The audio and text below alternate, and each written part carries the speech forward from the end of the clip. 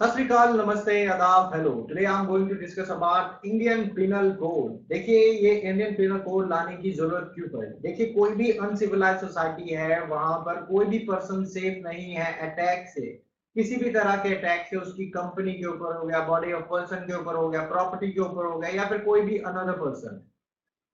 अब जो पर्सन है जिसके ऊपर अटैक किया जाता था, या तो वो सरेंडर कर देता था, या फिर वो अपने ओपोनेंट के ऊपर चढ़कर बोलता था। मतलब शक्तिशाली, बलशाली होकर उसे मारने की कोशिश करता था।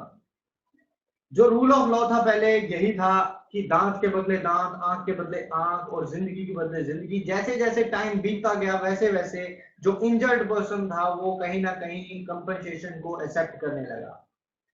Instead of killing his adversary, अपने अपोनेंट को मारने की बजाय अब वो कंपनसेशन लेने लगा कि तूने मेरे को मारा था, तो तू इतने टाइम पीरियड तक तू मेरे को कंपनसेशन देगा।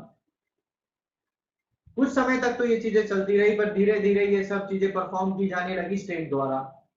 जो क्रिमिनल ज्यूरिस्प्रूडेंस है, ये एग्जिस्टेंस के अंदर आ गया था at the time of Manu, और इसने रिकॉग्नाइज किया था assault, theft, robbery, false evidence, slander, cheating, adultery, rape जैसे ऑफेंसेस को। और जो किंग था वो अपने जो सब्जेक्ट्स, जो वहां की जनता थी, उनको प्रोटेक्ट करेगा, और जो वहां की जनता है वो उसे रेवेन्यू देगी।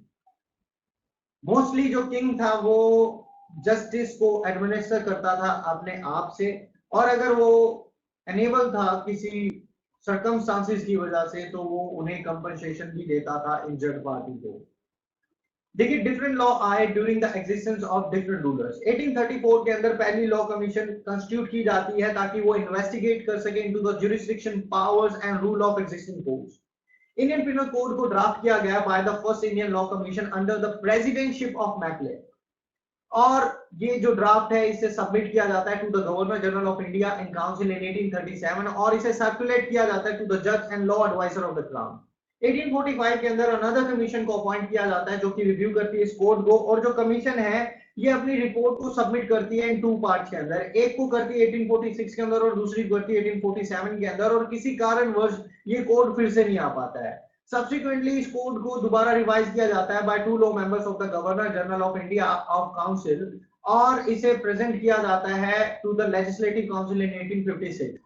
जो इंडियन पिनल कोड है इसे पास किया गया बाय द लेजिस्लेटिव काउंसिल, और इसे एसेंट मिली by the governor general on 6 October 1860, and it came on the statute book as the Indian penal code. तो ऐसे ही इंडियन पिनल कोड आया। आई होप आपको समझ लगी हो मैं जो बताना चाह रहा हूं। अगर समझ लगा हो तो जरूर सब्सक्राइब करें मेरे चैनल को for more updates. Thank you very much.